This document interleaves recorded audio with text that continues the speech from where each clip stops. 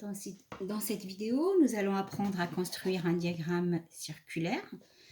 Donc, on va faire ensemble cet exercice-là. On sait que Soufiane a 45 jeux vidéo répartis de la manière suivante. Il a 15 jeux de sport, 6 d'action, 10 aventures, 14 courses, soit un total de 45 jeux. Et donc, le but, c'est de construire un diagramme circulaire, c'est-à-dire représenter les effectifs dans un diagramme circulaire. Donc, lorsque vous entendez donc circulaire, donc vous entendez cercle, c'est-à-dire, là, ça va être, les effectifs vont être représentés dans un cercle. Et dans ce cercle-là, il y a le sport qui va avoir une part, l'action une autre part, et puis etc. pour tous les autres jeux, dont il dispose. Alors, donc, dans ce diagramme circulaire, j'ai dit qu'il va y avoir des parts. Le sport, il y en a 15. Bon, 15 sur 45, ça fait un tiers, c'est-à-dire, je vais le faire à main levée. Donc là, un tiers pour le sport. Ensuite, course, c'est presque un tiers, 14 sur 45. Allez, c'est à main levée, je ne fais pas de mesure. Et ensuite, je sais que la plus petite part, c'est le jeu d'action, il en a 6. Et enfin, 10 pour l'aventure. Alors, comment faire pour faire ça de façon précise? Là, si vous regardez bien, ici, là, j'ai un arc de cercle et j'ai un angle ici. Si j'arrive à déterminer la mesure de mon angle, je suis capable donc de représenter tous les jeux, donc les effectifs de tous les jeux dans un diagramme circulaire. Et donc, on voit que la taille de chaque part est proportionnelle à son effectif. L'effectif le plus grand, il va avoir la part la plus grande. L'action, c'est le plus petit, il va avoir la part la plus petite.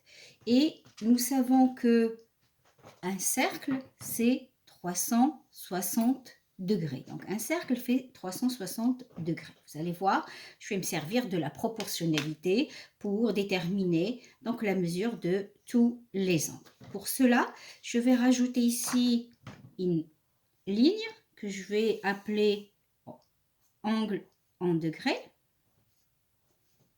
Donc ici, c'est les différents angles en degrés.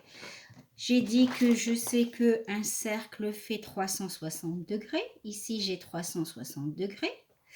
Et je sais que 360 degrés, ça correspond à un effectif de 45. Donc, et je vais devoir déterminer les angles des autres, les mesures d'angle des autres sports. C'est de la proportionnalité. Soit vous utilisez le produit en croix.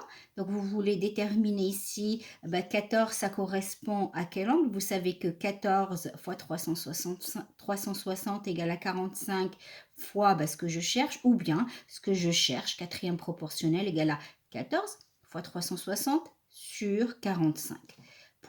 Ici, pour cet angle-là, c'est 10 fois 360 divisé par 45. Je peux également chercher le coefficient de proportionnalité et donc multiplier tous les effectifs par ce coefficient de proportionnalité pour avoir les angles en degrés. Alors, comment déterminer le coefficient de proportionnalité? Ça, c'est le cours sur la proportionnalité. Vous prenez ici une colonne dont vous connaissez donc les deux lignes. Là, je connais l'effectif et je sais que 45 correspond à 360 degrés. Donc, pour avoir le coefficient de proportionnalité, que je vais appeler ici A, le coefficient de proportionnalité, c'est 360 divisé par 45. Et 360 divisé par 45 est égal à 8. Ça sous-entend quoi? Ça veut dire que pour passer ici des effectifs aux angles, je vais à chaque fois multiplier par le coefficient de proportionnalité qui est ici égal à 8. Et donc là, c'est très simple. Il suffit de multiplier 15 par 8. Donc 15 fois 8 est égal à 120.